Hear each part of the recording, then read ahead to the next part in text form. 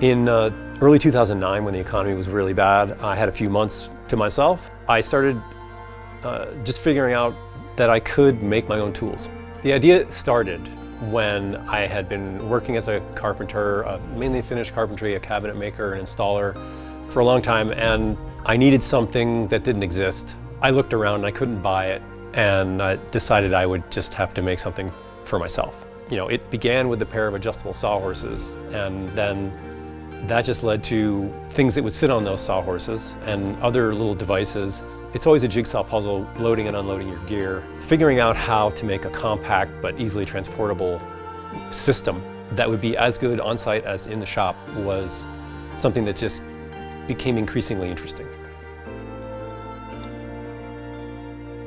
I've been told by people who worked in big business that you need to just get your product out there even if you don't think it's perfect. Like, you've got to start by just getting something out there and then fix it later. I never was able to do that because I was on my own. I didn't have resources. So in a way, the extremely humble beginning was good because it made everything evolve more thoroughly before it was out in the world. I started making everything by hand, but I had a lot of time to refine those ideas and just continually make things better or have more insights about how I could add to the system or rework what was already done. Evolution is always hard, and trying to make things better on the first try is almost impossible. So we've always tried to get the best out of each iteration of everything that we can, because you can't always think of what's going to happen or a use case or how this could be better when you come up with an idea originally. So there's been a lot of change. The reason I kept doing it was because there was always some element of every project that let me figure something out that had nothing to do with the end result. I just love solving problems. And so very often I'd find myself in a project more excited about how I was going to set up to do a particular aspect of making something than whatever the project was.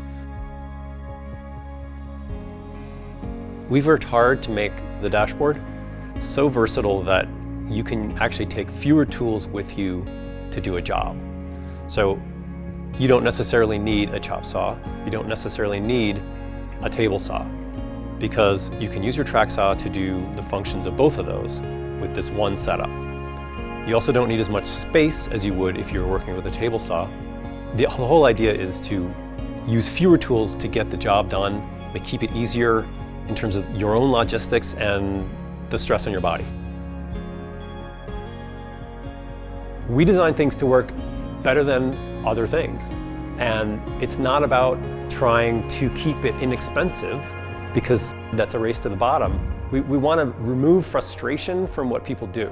And I lived with a lot of frustration with earlier methods or more traditional methods. A lot of what we do is, in some ways, the opposite of traditional methods. And that's just my way of thinking. I have never followed a straight line to anything or done what people would have expected. That's how we operate, and quality will never change.